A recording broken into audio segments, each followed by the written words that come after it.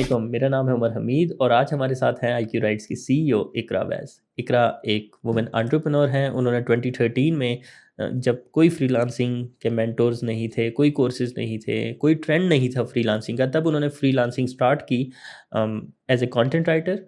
और वहाँ से स्ट्रगल करते करते आज से 2-3 साल पहले उन्होंने एक आईक्यू राइट्स के नाम से कंपनी लॉन्च की, जिसमें उनके साथ डिफरेंट टीम मेंबर्स हैं और वो कंटेंट राइटिंग के ऊपर डिफरेंट सर्विसेज प्रोवाइड कर रहे हैं।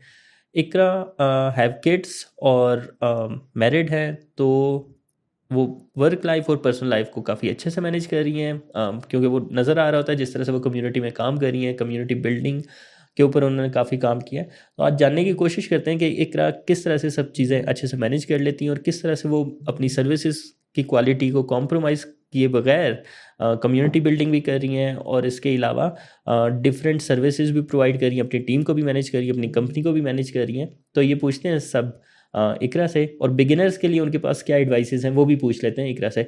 अस्सलाम वालेकुम इकरा। जी वालेकुम अस्सलाम। कैसी हैं आप? मैं ठीक ठाक, अल्लाह का शुक्र। अच्छा, मुझे ये सबसे पहले बताएं कि वेयर वर यू बॉर्न और अभी आप कहाँ पे होती हैं, आपकी इनिशियल एजुकेशन कहाँ की थी? जी बॉन्ड का जहाँ से ताल्लुक़ है वो मैं इस्लामाबाद से, और शादी हो चुकी है मेरी। मोस्टली मुझे जानते होंगे लोग #mommy_of2 के नाम से। अब मैं मुल्तान में होती हूँ। अच्छा, अभी आप मुल्तान में होती जी हैं जी और आपकी इनिशियल एजुकेशन यहीं पे थी? जी जी, एजुकेशन यहीं पे थी। ठीक है। Do you have kids? Yes 2। माशाल्लाह। अच्छा, अब मुझे आप ये बताएं कि आपकी एंटरप्रेन्योरशिप की जर्नी कहाँ से स्टार्ट हुई और किस तरह से स्टार्ट हुई? थोड़ी सी आप अगर फ्लैशबैक कर जी जी, 2013 से स्टार्ट हुई थी मेरी जर्नी, और that was very unfortunate journey. क्योंकि देखिए, अब शादी हो जाती है पाकिस्तान में तो सब कहते हैं तुम्हें क्या ज़रूरत है काम करने की, हस्बैंड आपका अच्छा अर्न कर रहा है, बिकॉज ही इज़ इंजीनियर। और मुझे सब ने यही कहा था कि तुम्हें कोई ज़रूरत नहीं काम करने की and all that, but I was very passionate about doing something. और 2013 में मैंने इसको स्टार्ट लिया था। 2013 में? जी और जी। आईक्यू राइट्स आपका जो ब्रांड है वो भी 2013 से ही था? नहीं नहीं नहीं नहीं, शुरू में तो struggle, that is I was in the PBN articles, जिनका आजकल लोगों को नहीं पता, वो बैकलिंक्स के तौर पे यूज़ होते थे। एग्जैक्टली।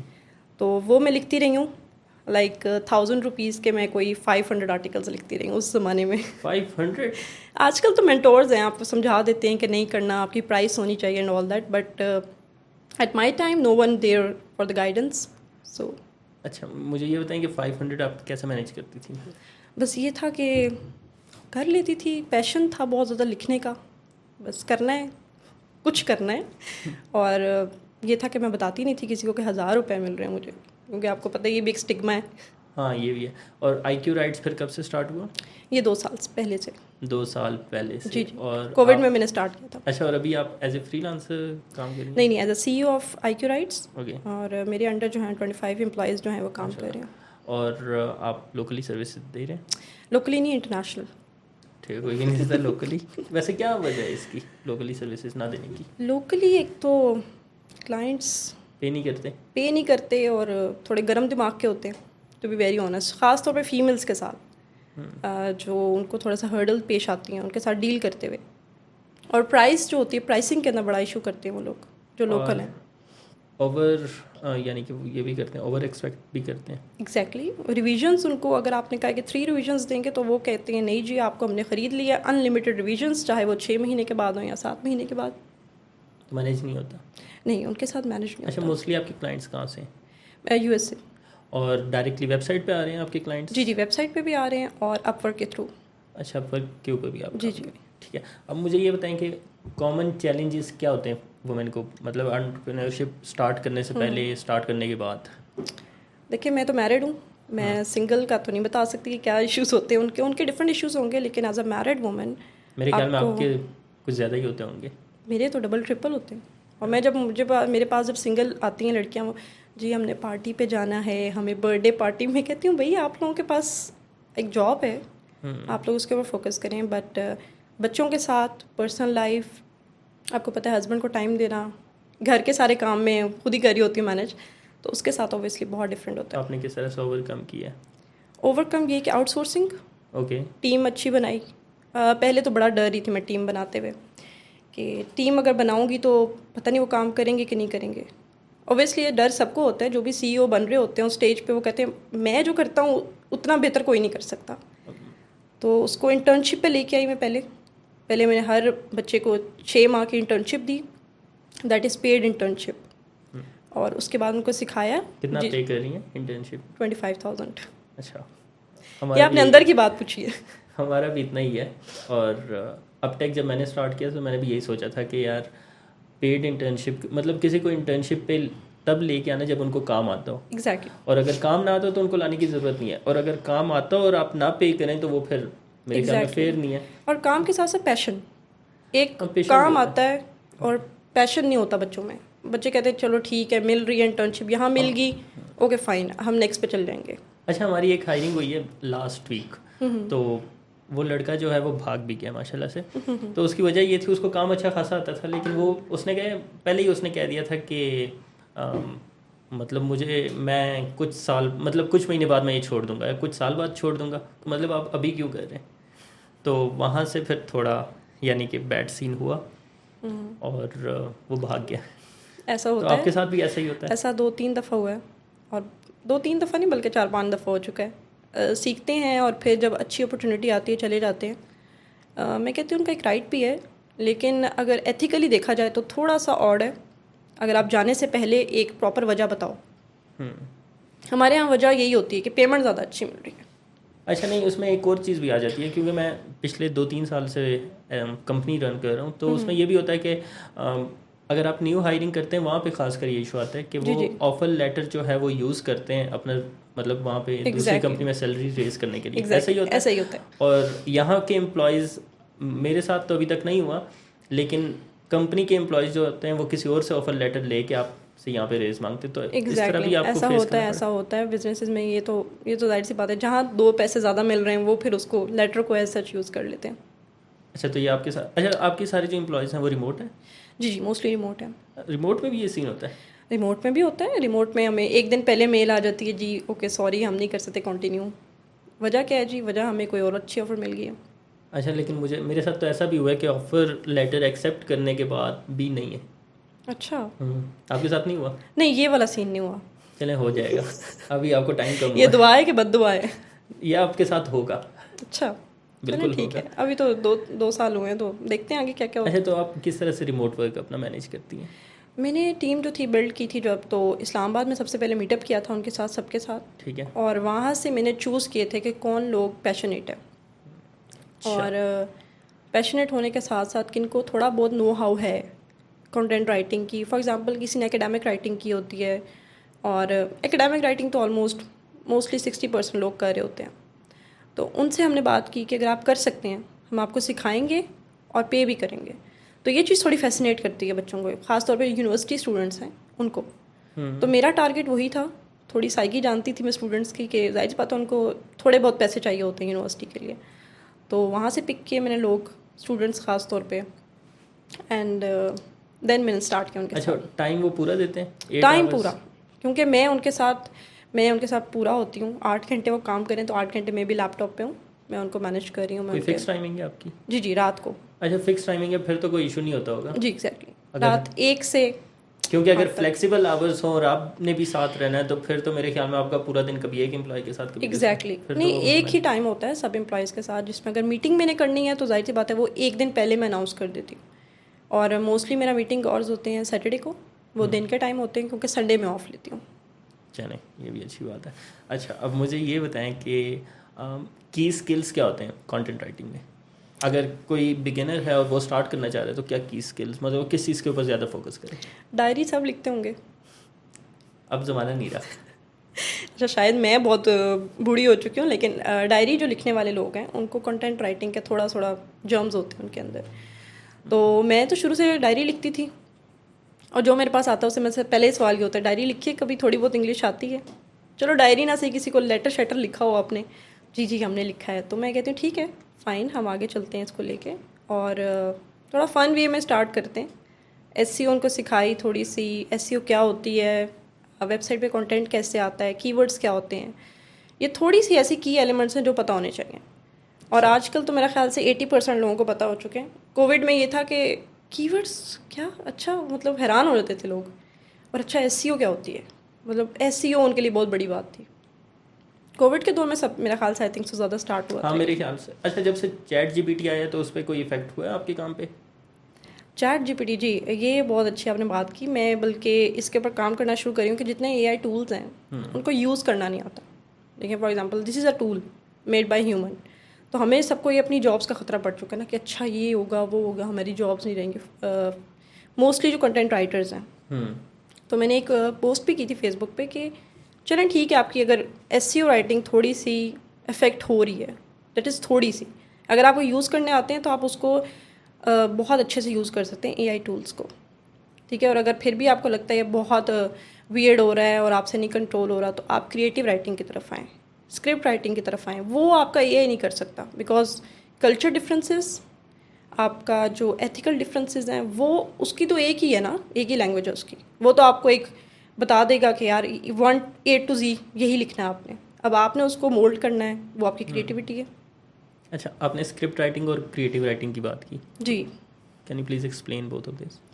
स्क्रिप्ट राइटिंग इसमें आपकी जो फील्ड्स हैं वो चेंज हो जाती हैं। फॉर एग्जांपल यूट्यूब के स्क्रिप्ट्स हैं, ओके। अगर आपका पॉडकास्ट का है, आपने भी स्क्रिप्ट रेडी किया होगा, आप ऐसे नहीं बैठ के, ठीक है, आप किसी को भी देते हैं तो स्क्रिप्ट देते हैं कि भाई कुछ और ना बोल देना, ठीक है, ये तो ये स्क्रिप्ट राइटिंग होती है। और जो क्रिएटिव राइटिंग है that is stories, fictional non fictional जो आपकी आजकल आ रही हैं, करेक्टर्स जो होते हैं आप बनाते हैं। सो बेसिकली मैंने ये ज़्यादा काम जो था मेरा वो फिक्शनल स्टोरीज़ का था। ठीक है। जी, और उसमें रिसर्च बेस्ड भी कुछ होता था? नहीं फिक्शनल के अंदर रिसर्च बेस यही था कि अगर आपने स्क्रिप्ट में? स्क्रिप्ट में, जी स्क्रिप्ट में है, आप डिफरेंट आपको देखने पड़ते हैं, लोग कैसे वो बोलते हैं, क्या उनका एटमॉस्फेयर क्या होता है। फॉर एग्जांपल अगर आप पॉडकास्ट का एक स्क्रिप्ट लिख रहे हैं, कहाँ हो रही है, कौन सा बंदा कर रहा है, उसकी अपनी नेचर क्या है। अगर हमारी ये पॉडकास्ट है दैट इज़ वेरी सीरियस, अगर कुछ फ़नी पॉडकास्ट आपने देखी होंगी, उनका कंटेंट बिल्कुल डिफरेंट है। So that's a difference. कोई रिसर्च टेक्निक्स या स्ट्रेटजीज़ ये हैं कि Google and YouTube that is full of strategies. अगर आपको रिसर्च करनी आती है अच्छे तरीके से कि आपको फाइंड क्या करना है, लेडीज़ से मैं कहूँगी सूट अच्छे आप फाइंड कर लेती हैं ठीक है, कौन सी ब्रांड का एंड ऑल दैट, बट ये जो स्ट्रेटजीज़ हैं ये आपको फॉलो करनी चाहिए। फॉर एग्जांपल आपको पॉडकास्ट का स्क्रिप्ट लिखना है, तो आप डिफरेंट इंटरनेशनल और नेशनल लेवल के सारे पॉडकास्ट देखें। अगर आपका क्लाइंट नेशनल लेवल का है तो जितने नेशनल लेवल पे लोग पॉडकास्ट पे काम कर रहे हैं, और उसकी नीश देखें, सीरियस है, फ़नी है या बाइज्ड है, डिपेंड करता है, and then go through it. मेरे ख्याल में मैं थोड़ा सा फिर गलत कर रहा हूँ।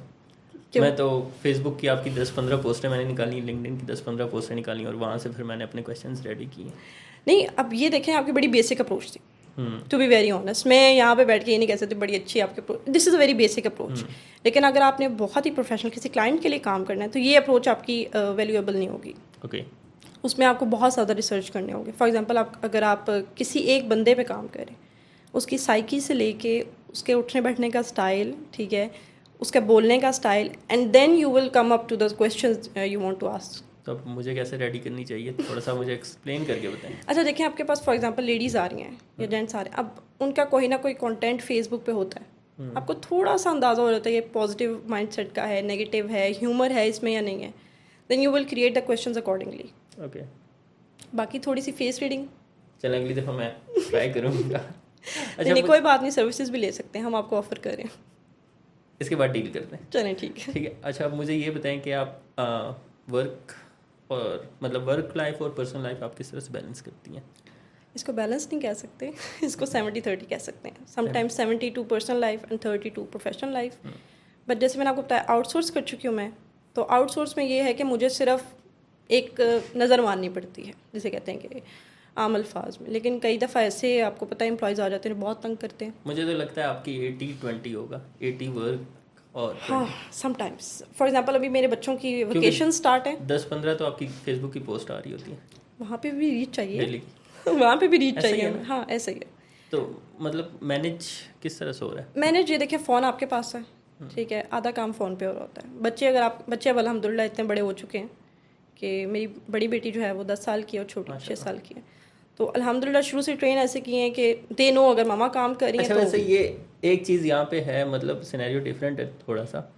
अब आप मैनेज कर रही हैं क्योंकि आप खुद वाइफ है। अब मैं अगर हस्बैंड हूँ ना तो मैं मैनेज नहीं कर सकता, क्योंकि वाइफ कुछ ज़्यादा एक्सपेक्ट कर रही होती है मेरे ख्याल से। अच्छा, ये थोड़ी सी साइकी मैं आपको बता दूं, जो वाइफ्स होती है ना, जो भी लड़की है वो मल्टी टैलेंटेड होती है, मतलब एक ओके। टाइम पे 6-7 काम कर लेती है। और अगर नहीं कर सकती तो थोड़ा सा उसको चेक करवा लें आप, क्योंकि हर लड़की में ये जर्म्स होते हैं। फॉर एग्जांपल अगर मैं कुकिंग कर रही हूँ तो मैं साथ एक क्लाइंट को ईमेल भी कर रही होती हूँ, मैं बच्चों को भी देख रही होती हूँ, मैं घर के बाकी काम भी कर रही होती हूँ, लेकिन as a husband your right, वो मेरे एक से तो साइकी उनकी होती है, एक काम एक टाइम पे हो एक सकता है। टाइम पे ही फोकस जी पे ही जी। कर सकते हैं, और ये आप लोग चेंज भी नहीं कर सकते। है अगर ना? आपने वाइफ की एक्सपेक्टेशंस पूरी करनी है तो फिर जॉब को थोड़ा सा नहीं बैलेंस आउट करना नहीं पड़ेगा। नहीं, माशाल्लाह वाइफ तक कोई भी नहीं पहुंच सकता। तो वो तो अच्छा। अब प्राइसिंग के ऊपर थोड़ा सा आ जाते हैं। आप किस तरह से, यानी कि प्राइसिंग अभी, पहले तो आपने बताया कि 500 आर्टिकल्स मेरे ख्याल में जी 1000 जी। रुपये में, तो अभी आप किस तरह से प्राइसिंग जी, ये रखती सीख हैं? ही लिया हमने, जैसे कहते हैं गिरते संभलते सीख लिया हमने। वो ये था कि लोकल जो क्लाइंट्स हैं उनमें तो प्राइसिंग का बड़ा इशू होता है, ठीक है, वो शुरू से ही आपको बड़ा तंग करते हैं। फॉर एग्जांपल अगर आपने कोट किए कोई प्राइस, जस्ट एग्जांपल दे रही हूँ, ये कोई सुन ना ले क्लाइंट के, अच्छा इतना लो पे, फॉर एग्जांपल 0.8 पर वर्ड पे, ठीक है, तो आपको वो कहेंगे नहीं नहीं नहीं 0.4 पे, अच्छा। ये लेवल होता है, ठीक है। अब आप उनको कहते हैं मेरी पोर्टफोलियो देखें, मेरी वेबसाइट देखें, नहीं चलें फिर ठीक है, आपके साथ लॉन्ग टर्म करेंगे हम, लॉन्ग टर्म में आप थोड़ा सा जो है अच्छा, वो ना लॉन्ग टर्म वाले वापस आते भी नहीं है? एग्जैक्टली नहीं आते?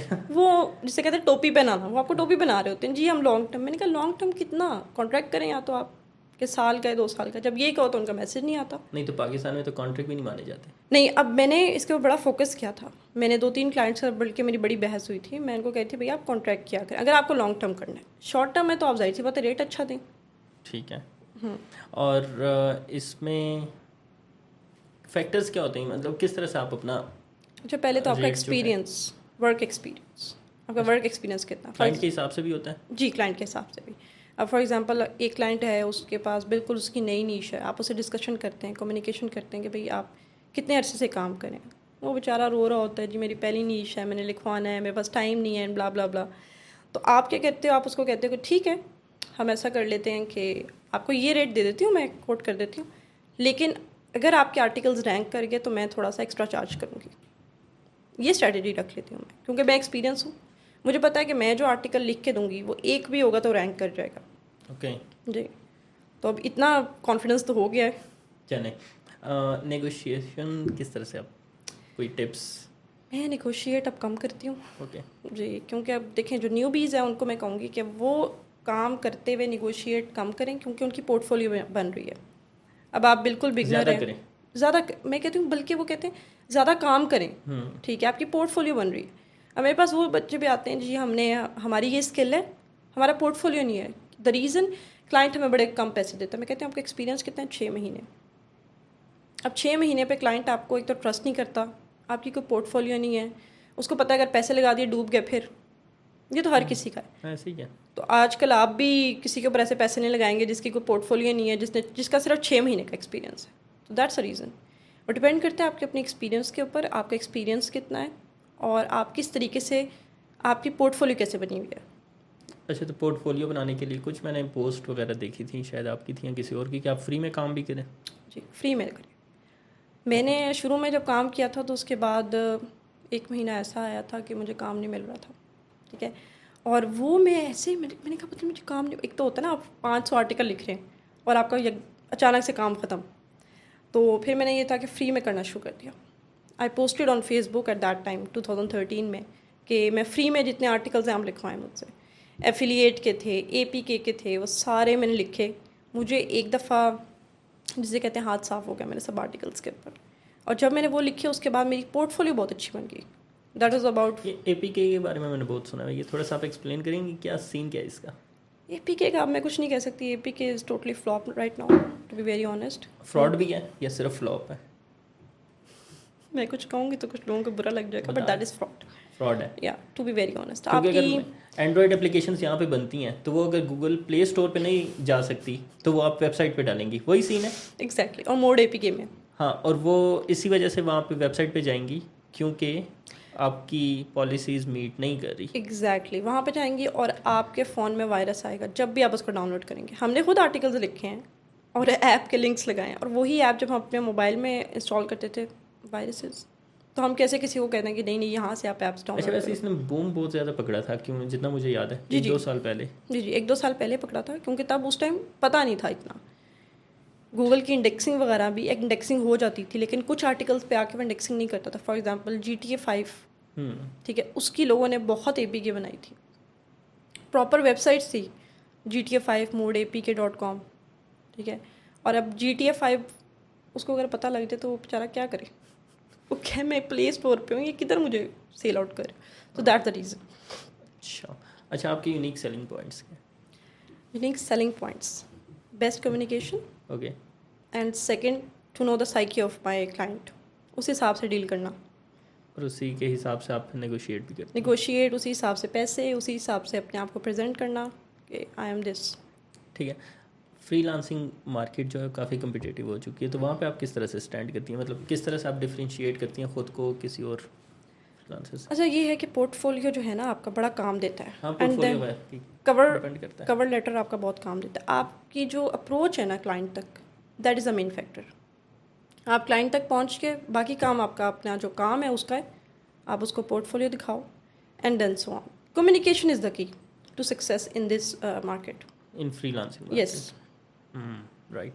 अच्छा, अब टेस्टिमोनियल जो है वो काफ़ी एक इम्पोर्टेंट रोल प्ले करती हैं, तो आप किस तरह से शोकेस करती हैं, मतलब आपकी एक तो फ्रीलांसिंग मार्केट से जो आती हैं उनके तो टेस्टिमोनियल्स वहीं पे आ जाते हैं इन लाइक रिव्यूज़, लेकिन अगर कोई डायरेक्टली आपकी वेबसाइट पे आता है तो फिर उनसे आप किस तरह से टेस्टिमोनियल्स लेती हैं? मैं ईमेल के थ्रू। अच्छा, और बिगिनर्स के लिए क्या एडवाइस है?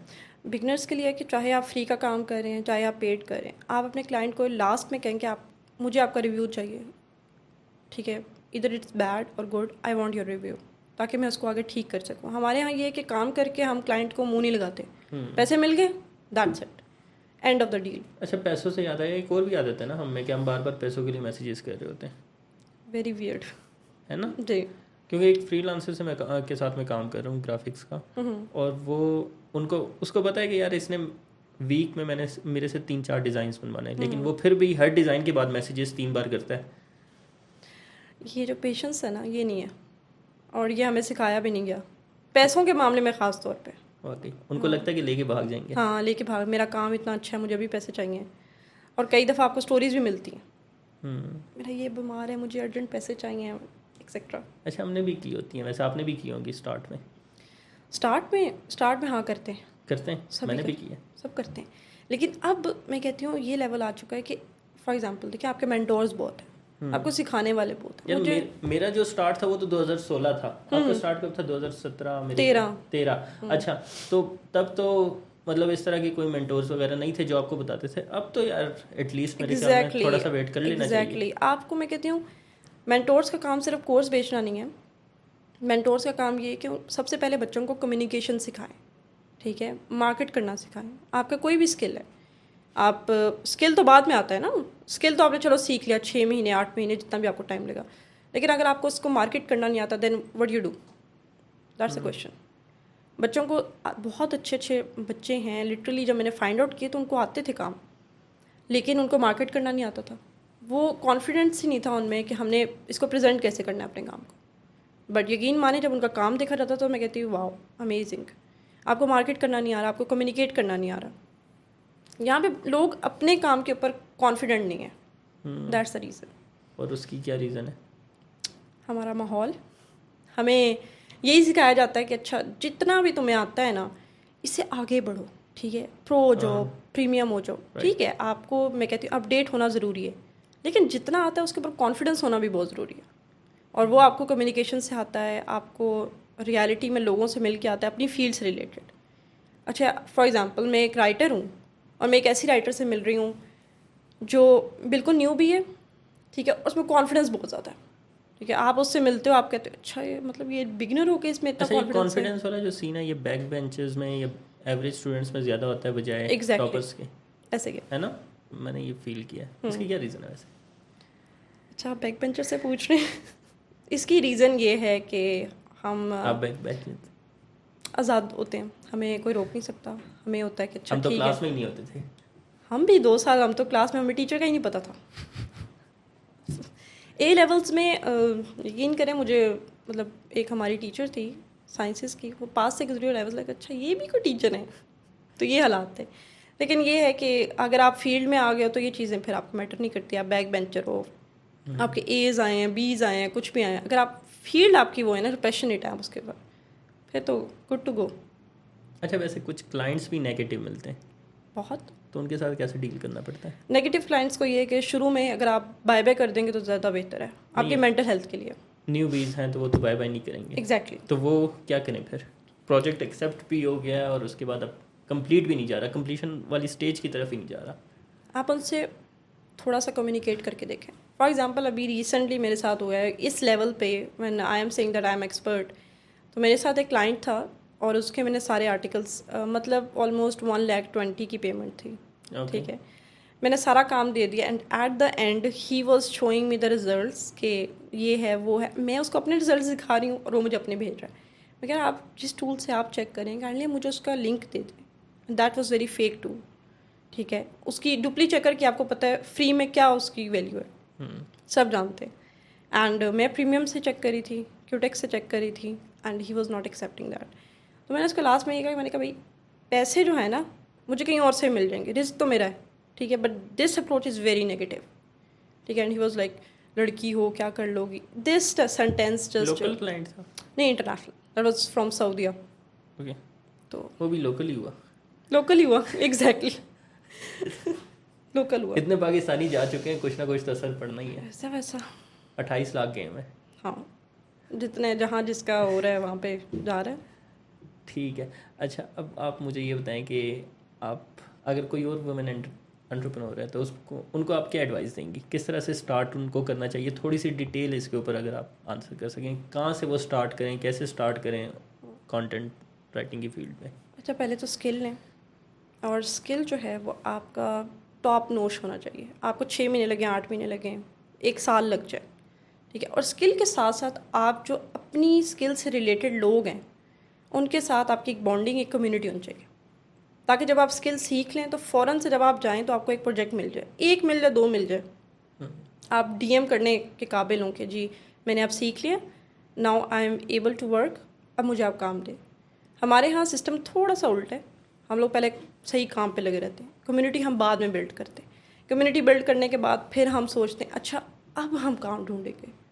तो ये साइमल्टेनियसली चलना चाहिए, ये आपका साथ साथ चले तो ज़्यादा बेहतर है। अगर थोड़ा सा बाद में करते हैं आप तो ऑब्वियसली थोड़ा सा डिफ़िकल्ट है आपके लिए, खासकर आजकल, क्योंकि आजकल कंपटीशन बहुत ज़्यादा है। और कंटेंट राइटर्स तो वैसे ही बहुत ज़्यादा हो गए। वो तो मैं कहती हूँ इतने ज़्यादा हो चुके हैं कि पता ही नहीं लगता, एक्सपर्ट हर किसी ने लिखा होता है साथ। इसकी वजह क्या है वैसे? ईजी, अब उनको लगता है बहुत ईजी है, एआई से जनरेट करके फ़ौरन। ईजी तो है नहीं। नहीं, अगर आप कर रहे हो अच्छे तरीके से कर रहे हो तो ईजी नहीं है। थोड़ा सा मतलब अगर आप अपने स्किल को पॉलिश कर लें और उसके बाद मेरे ख्याल में क्लाइंट्स की तरफ जाएं तो ये ज़्यादा अच्छी अप्रोच है। कम्युनिटी में इन होना बहुत ज़रूरी है। चाहे देखें फॉर एग्जांपल मेरा इरादा है मैं कंटेंट राइटर बनना चाह रही हूँ, मेरी फ़र्स्ट अप्रोच ये थी कि मैंने उससे रिलेटेड सर्च किया था कि कौन कौन लोग जो हैं वो राइटर हैं। फॉर एग्जांपल लिंक्डइन के ऊपर बहुत इजी है, कंटेंट राइटर आप सर्च करें आपको बहुत मिल जाएंगे, उनको आप ऐड करें, उनकी पोस्ट देखें, ठीक है, आपको बहुत से ऐसे चांसेस मिल जाएंगे, अच्छा ये वहाँ पे जॉब कर रही है या ये कर रहा है, तो ठीक है आपको थोड़ा सा नोहा हो जाता है कि इस फील्ड का। क्योंकि देखें अगर आप बिल्कुल बिगनर हैं, आप सिर्फ यूडेमी से फॉर एग्जांपल कोर्स करें, तो उसके बाद आपका क्या अप्रोच होगी? अब जब मार्केट में निकलेंगे 1 साल के बाद, मार्केट तो आगे बढ़ रही है, आप वहीं के वहीं हैं। तो ये मैं अप्रोच हमेशा कहती हूँ कि जितने भी न्यूबीज़ आ रहे हैं वो सीखें और साथ साथ अपनी कम्युनिटी बिल्ड करें। अच्छा, अभी आपने मार्केट आगे बढ़ने की बात की, तो मुझे ये बताएं कि कंटेंट राइटिंग जो है इसमें तो आपको अपडेटेड रहना पड़ता है, तो क्या कोई टूल्स हैं उसके लिए या किस तरह से आप खुद को अपडेट रखती हैं? वेबसाइट्स, आपकी रीडिंग, रीडिंग बहुत अच्छी है। फॉर एग्जांपल आईटी के लिए जितने भी आईटी से रिलेटेड लोग काम कर रहे हैं वेबसाइट्स के ऊपर, इनगैजेट एक वेबसाइट है दैट इज़ वेरी प्रो। इनगैजेट, ठीक है, उसमें सारे आपके जो न्यू गैजेट्स हैं उनके रिव्यू मिलेंगे आपको, फीचर्स उनके प्रॉपर्ली डिफाइंड होंगे, हर चीज़। अगर आप एक न्यूज़ बेस्ड वेबसाइट, अगर आपका इतनी हिम्मत है कि आप डेली न्यूज़ निकाल सकते हैं, तो BBC, CNN वगैरह को देखिए, उनकी न्यूज़ किस तरीके से आती हैं, लिखी कैसे जाती हैं। अब देखिए हमारे यहाँ हर चीज़ बड़ी बेसिक इंग्लिश होती है ना, इट इज़ वेरी डिफ़िकल्ट, ठीक है, और इट इज़ बहुत लगाया जाता है शुरू में कंटेंट राइटिंग में, तो वहाँ पे आपको सिनोनिम्स की ज़रूरत है। आपको उनकी नो हाउ होनी चाहिए। thesaurus.com जो है हमारी वेबसाइट है जहाँ पे सारे सिनोनिम्स मिलते हैं। आप सिर्फ वहाँ पे वर्ड लिखते हो, उसके नाउन्स एंड वर्ब्स में सिनोनिम्स आ जाएंगे। ओके आपने किस लिहाज से यूज़ करना है। फॉर एग्जांपल अगर आपकी नाउन की एक लाइन चल रही है तो आप नाउन का सिनोनिम्स यूज़ करोगे, एंड वर्ब्स की चल रही है तो वर्ब्स का यूज़ करोगे। तो इस छोटे छोटे टूल्स हैं, छोटी छोटी वेबसाइट्स हैं जिनका पता होना बहुत ज़रूरी है। ठीक है।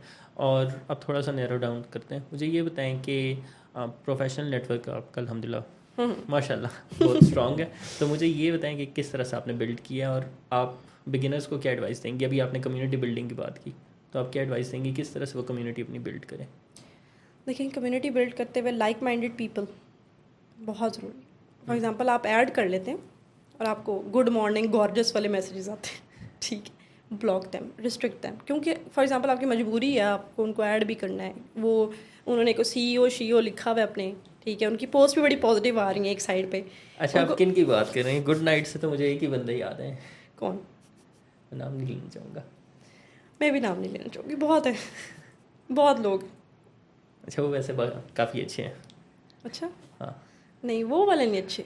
अच्छा हाँ, चलें। तो अब जो इस तरह के लोग हैं उनको आप रिस्ट्रिक्ट कर दें।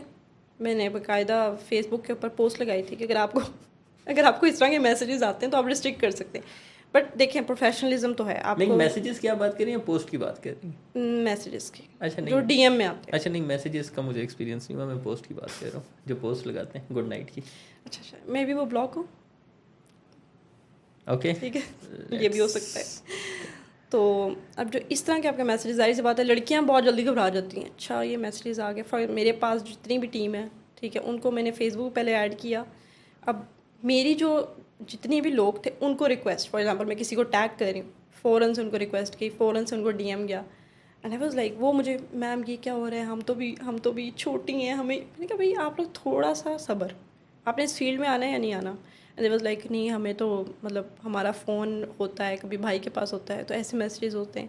मैं क्या, रिस्ट्रिक्ट कर दें जितना कर सकते हैं। This is the best option Facebook have. अगर आप रिस्ट्रिक्ट नहीं कर सकती तो ब्लॉक कर दें। और बाकी ये कि प्रोफेशनलिज्म में ये उतार चढ़ाव तो है, आपको ऐसे लोगों से कई दफ़ा मिलना भी पड़ता है, क्योंकि आपने फॉर एग्जांपल एक बंदे, क्लाइंट है आपका, उसकी असलियत काम के बाद पता चल रही है। काम आप उसका दे चुके हैं, पेमेंट भी हो चुकी है, उसकी असलियत बाद में पता लग रही है। लेकिन आपको थोड़ा सा होल्ड करना पड़ता है, पेशेंस जिसको उसको करना पड़ता है, क्योंकि उसने आपका नाम भी ख़राब कर सकता है। ये जो ब्लैकमेलिंग वाला सिस्टम होता है, ठीक है, तो आप उसको थोड़ा पॉजिटिव अप्रोच से देखें। आप मैसेजेस इग्नोर करें। और यही मैं कह सकती हूँ, बस कम्युनिटी बिल्ड करना थोड़ा सा मुश्किल है लड़कियों के लिए, लेकिन नामुमकिन नहीं है। मेरे ख्याल में तो लड़कों के लिए मुश्किल है। हाँ, लड़कों की रीच नहीं आती, नहीं आती ना। नहीं आती। चलो अच्छा है, आपने बोल दिया। मैं बोलता तो शायद नेगेटिव साइड पे। अच्छा, ये भी तो होता है कि आपको किसी बंदे का मैसेज आ रहा है, वो शायद काम के लिए आ रहा हो, लेकिन आप उसको नेगेटिव ले रहे हो। नहीं, ये जो मैसेजेस होते हैं ना, हाय गुड मॉर्निंग गॉर्जियस, ये तो आपके कभी काम के नहीं है नहीं तो मैसेजेस। गॉर्जियस तो कोई कहेगा भी नहीं, मतलब मैंने ठीक तो है, आज तक किसी को नहीं कहा। नहीं तो ये अप्रोच आपकी है ना, लेकिन जो गॉर्जियस कह रहा है उसका काम कहते क्या हैं है। लोग। हाँ, मैं आपको अगर शायद दिखा सकती तो शायद इस टाइम भी 200 मैसेजेस पड़े होंगे। चलें, पॉडकास्ट के बाद दिखा दी। ठीक है, तो वो ये जो चीज़ें हैं ना, ये बहुत ज़्यादा आपकी मैटर कर रही होती हैं। जो आपको मैसेज कर रहा है उसका, कुछ होते हैं हाय 6 दफ़ा हाय, अच्छा, उसका क्या तुक बनता है। अगर आपको कोई काम है, मैंने फर्स्ट अप्रोच की थी, हाय के बाद अपना मैसेज लिखें, इंट्रोडक्शन लिखें। अगर आपको कोई आपने मुझसे तो काम शादी है, और बच्चों का भी बताया हुआ है, फिर भी आते रहते हैं। फिर भी मैं हैरान हूँ सिंगल लोगों का क्या हाल होता हो। अच्छा, मुझे तो ऐसे मैसेज, आप लगती नहीं है शादी। मैंने कहा मैं अपना निकाह नामा ना गले में लटका के फिर पिक्चर लिया करूँगी। मतलब क्यों नहीं लगती आप लोगों को। नहीं, आप लगती नहीं हो, आप झूठ बोलती हैं। मैंने कहा ठीक, मैं बच्चों की पिक्चर्स लगा रही हूँ, मैं अपने हस्बैंड की पिक्चर्स लगा रही हूँ, दैन व्हाट्स द पर्पस। अच्छा, वो शायद शादीशुदा नहीं होते होंगे, खुद भी सिंगल होते होंगे, क्योंकि मुझे तो आप लग गई थी कि हाँ ठीक है कि मैं नहीं, शादीशुदा भी होते हैं बीच में। मैं आपको बता रही हूँ, ऐसे ऐसे नाम ले सकती हूँ कि आप पॉडकास्ट के बाद कानों को हाथ लगा रहे होंगे। ओके, चले। मेंटोरशिप का काफ़ी एक इम्पोर्टेंट रोल होता है, तो मुझे आप ये बता सकती हैं आपके कोई मेंटोर हैं या कोई रोल मॉडल हैं जिनको आप फॉलो करती हैं। रोल मॉडल ऐसा सच नहीं है कोई, ठीक है। और मेंटोर की जहाँ तक बात है, दैट इज़ कि मैंने खुद से स्टार्ट लिया था सब कुछ। That is Udemy and Coursera, जिसको कह सकते हैं मेरा मेंटोर है। और sir Hisham server, that is the, मैं कहती हूँ बेस्ट ऑप्शन अवेलेबल, क्योंकि उनके कोर्सेज़ भी थे और बहुत दफ़ा मेरी मुलाकात भी हुई उनसे, मैं जब शुरू में स्टार्ट करी थी। तो उस टाइम तो उनका पता नहीं था मुझे 2013 में, लेकिन इवेंचुअली जब मैं जाने लगी कॉन्फ्रेंसेस वगैरह में तो मुझे पता लगा अच्छा सर शाम जो हैं वो अपनी नॉलेज प्रोवाइड करते हैं फ्री ऑफ कॉस्ट, तो that's a very positive sign. तो मैंने उधर से बहुत कुछ सीखा। अच्छा, मैंने जब 2016 में स्टार्ट किया था तब भी मैं मतलब इतना ज़्यादा ये नहीं थे, लेकिन बाद में माशाल्लाह उन्होंने काफ़ी, क्योंकि अगर किसी को, मुझे ये लगता है किसी को कम्युनिटी बिल्डिंग सीखनी है तो वो उनसे सीखें। उन्होंने बहुत ही कम टाइम में एग्जैक्टली कम्युनिटी बिल्डिंग, और दूसरा ये मेरे कि ख्याल में 2018 में वो स्टार्ट हुए थे। एग्जैक्टली 2018 में, कोविड से 1 साल पहले। यस, कोविड में तो फिर एक बूम आया ना उनका, माशाल्लाह। कोविड में माशाल्लाह उनका एक बूम आया था। अच्छा, अगर मैं देख लूँ ना, इंडिया के में एक क्या कह सकते हैं, मोटिवेशनल स्पीकर ही कहेंगे, विवेक बिंद्रा, मैं उनको काफ़ी ज़्यादा सुनता हूँ। तो और अगर हिशाम साहब को देख लिया जाए तो तकरीबन उनकी स्टोरी यानी कि मैच करती है, और मुझे ये लगता है कि हाँ यार, वो विवेक बिंद्रा की जो फॉलोइंग है, उनके तो खैर बहुत ही ज़्यादा फॉलोइंग है, मेरे ख्याल में कोई 19 मिलियन है कितनी है, लेकिन वहाँ तक उनको कम ही टाइम लगेगा। देखिए हर चीज़ का जवाल भी है, हमारे यहाँ जवाल थोड़ा जल्दी आ जाता है, मसला ये है। ओके, हमारे यहाँ पेशेंस नहीं है ना। अच्छा, किसी ने इतनी सी भी गलती कर दी ना, उसको उठा के नीचे फेंक दो बस, उसका आगे पीछे जो भी हुआ वो खैर उसको नहीं कोई याद रखता, ठीक है। तो हर चीज़ पे नज़र होती है। थोड़ा सा कोई अगर फेमस भी हो गया, उसने ये कर दिया, उसने ये कर दिया, थोड़ा सा अच्छा, थोड़ा सा जो फेमस हो जाता है उनको छोटी छोटी गलतियों को भी पकड़ने लग जाते हैं, ये भी एक चीज़ है। वही मैं बात कर रही हूँ कि छोटी छोटी गलतियों को जब पकड़ते हैं तो फिर वो बंदा बड़ा मुहतात हो जाता है। फॉर एग्जांपल मैं एक ब्लंटली जो है अभी पोस्ट कर रही हूँ, वो जितनी भी है वो मेरी क्रिएटिविटी है, मैं पोस्ट को ह्यूमर में लेके जा रही हूँ, लेकिन अगर एक बंदा फ़ौरन से उसको जज कर रहा है, ये अच्छा ये ऐसे पोस्ट किया आपने और ये, तो फ़ौरन से फिर आप नेगेटिव तरफ चल जाते हो। दैट्स अ रीज़न हमें थोड़ा सा फेमस होके थोड़ा सा और मुहतात हो जाते हैं हम लोग। ठीक है, और सामने वाले को भी थोड़ा सा ख्याल करना चाहिए। एग्जैक्टली ठीक है, क्योंकि अगर कोई आपको फ्री में नॉलेज प्रोवाइड कर रहा है, फ्री में नहीं भी प्रोवाइड कर रहा, मैं पेड कोर्सेज को भी मतलब बुरा नहीं कहता, लेकिन अगर आपको कोई नॉलेज दे रहा है, कोई आपके साथ शेयर कर रहा है, कम्युनिटी वो बिल्ड कर रहा है अपनी, तो मतलब उसकी छोटी छोटी गलतियों को पकड़ने की कोई ज़रूरत नहीं, आप अपने काम से काम रखें यार। अगर आप कोई बात, और मैं कहती हूँ अगर आपको पोस्ट नहीं अच्छी लगी तो स्क्रॉल डाउन कर दें, आपके पास ऑप्शन है, आपने लाजमी उधर जाके कुछ नेगेटिव बोलना है, आपके पास एक ऑप्शन है ना, आपको कोई ज़बरदस्ती तो नहीं पकड़ के लाया कि इधर पोस्ट करो, लाजमी कोई कमेंट पोस्ट करो, चाहे वो नेगेटिव हो जो भी हो। सो ये थोड़ी सी अप्रोच हमारी गलत है। लास्टली आपकी IQ राइट्स के लिए क्या इंस्पिरेशंस हैं? मैं इसको थोड़ा सा अभी ब्रॉड कर रही हूँ। अच्छा, इसको थोड़ा सा और ऐड कर देते हैं कि do you have any projects जो कि आप शेयर करना चाहती हैं या इनिशिएटिव्स ऑडियंस के साथ? जी जी, अभी उनको शायद मैं शेयर कर पाऊँ या ना कर पाऊँ थोड़ा सा अरसे के बाद वो पता लगेगा आप सबको, लेकिन ये है कि वो नेशनल लेवल पे बहुत हाई एंड प्रोजेक्ट है जिसको मैं भी डील कर रही हूँ, लेकिन इंटरनेशनली जो है वो मेरे काफ़ी ऐसे क्लाइंट्स हैं, उनकी वेबसाइट भी मैं उनके पूछे बगैर नहीं रिवील कर सकती। That is jewellery related websites, diamond and all that, जो भी जेम स्टोन्स हैं उनके ऊपर मैं वर्किंग कर रही हूँ, उनकी सारा राइटिंग फीचर्स हर चीज़ उनकी, that is basically e-commerce site, लेकिन आपको पता है वहाँ पे भी डाटा प्रोवाइड करना चाहिए आपको, तो वो मैं मैनेज कर रही हूँ। तो और जहाँ तक IQ राइट्स की इंस्पिरेशन की बात है, वो ये है कि international projects more and more, and we start working on the web development apps. Okay, ठीक है, वेब डेवलपमेंट की तरफ जा रहे हैं, ऐप्स की तरफ जा रहे हैं, लेकिन उसके लिए अभी थोड़ा टाइम है, क्योंकि मेरे से कांटेक्ट कर सकती हैं। चलें बेस्ट है, क्योंकि मेरा जो ऑफिस का सेटअप है वो भी इस्लामाबाद में होगा इंशाल्लाह।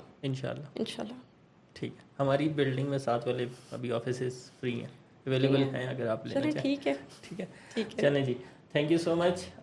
मेरे ख्याल में अच्छी डिस्कशन होगी। एग्जैक्टली, और इंशाल्लाह मिलते हैं अगले एपिसोड में। थैंक यू सो मच, हाफिज़। अल्लाह।